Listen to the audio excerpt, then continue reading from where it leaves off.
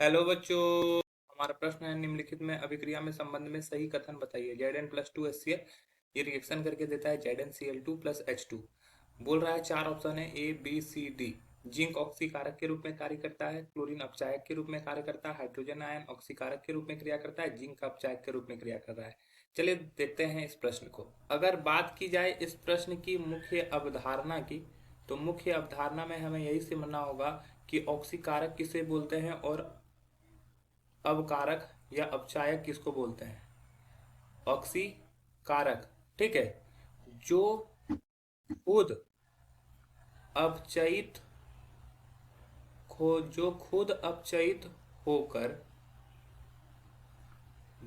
दूसरे को ऑक्सीकृत कर दे, जो खुद अपचयित होकर दूसरे को ऑक्सीकृत कर दे, वो क्या होता है, वो एक अच्छा ऑक्सीकारक होता है।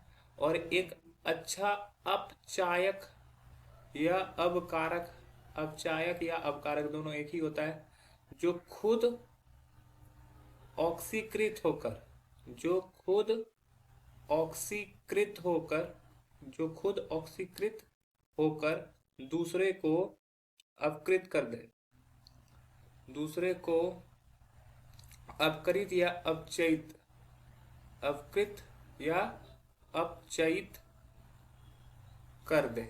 ठीक है, तो आपको ये समझ में आ गया होगा कि ऑक्सीकारक किसको बोलते हैं। ऑक्सीकारक वो होता है जो खुद अपचयित होता है, और अपचायक वो होता है जो खुद ऑक्सीकृत होता है। चलिए आगे इस रिएक्शन को समझते हैं। अगर बात करें रिएक्शन की, तो रिएक्शन दिया हुआ है Zn+2HCl।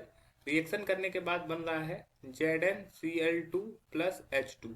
यहाँ पे जिंक की ऑक्सीडेशन स्टेट मुक्त अवस्था में 0 होगी, हाइड्रोजन का होगा +1 और क्लोरीन का होगा -1।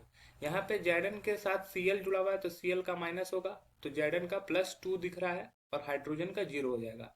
तो अगर जिंक का देखोगे तो जिंक का ऑक्सीडेशन नंबर क्या हो गया, बढ़ गया। तो जिंक का क्या हुआ, ऑक्सीकरण हुआ, जिंक का ऑक्सीकरण हुआ। वही हाइड्रोजन की बात करें तो हाइड्रोजन क्या क्या हुआ, ऑक्सीकरण संख्या क्या हो गया, घट गया। तो हाइड्रोजन का क्या हुआ, अवकरण हुआ। तो बोल रहा है जो खुद ऑक्सीकृत होता है, तो चलते हैं समझते हैं। बोल रहा है जिंक ऑक्सीकारक के रूप में कार्य करता है, तो जिंक का ऑक्सीकरण हो रहा है, अतः यह अवकारक की तरह कार्य करेगा।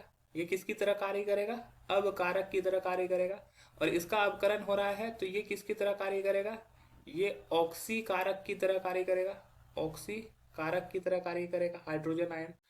तो यहाँ पे बोला है जिंक ऑक्सीकारक के रूप में कार्य कर रहा है, तो गलत हो जाएगा। क्लोरीन अपचायक, क्लोरीन किसका है, क्लोरीन में कोई बदलाव नहीं आ रहा है, तो क्लोरीन किसी भी तरह से कोई कार्य नहीं कर रहा है, तो ये भी गलत। तीसरा है हाइड्रोजन आयन ऑक्सीकारक के रूप में क्रिया कर रहा है, हाइड्रोजन आयन का अवकरण हो रहा है, अतः यह ऑक्सीकारक के रूप में कार्य कर रहा है, तो ये स्टेटमेंट सही है। और बोल रहा है जिंक अपचायक के रूप में क्रिया कर रहा है, जिंक का ऑक्सीकरण हो रहा है, अतः यह अच्छा कारक है या अपचायक है, तो ये भी हमारा सही है। तो हमारा जो सही उत्तर हो जाएगा वो हो जाएगा ऑप्शन सी तथा डी। आशा है यह प्रश्न आपको समझ में आया होगा। धन्यवाद।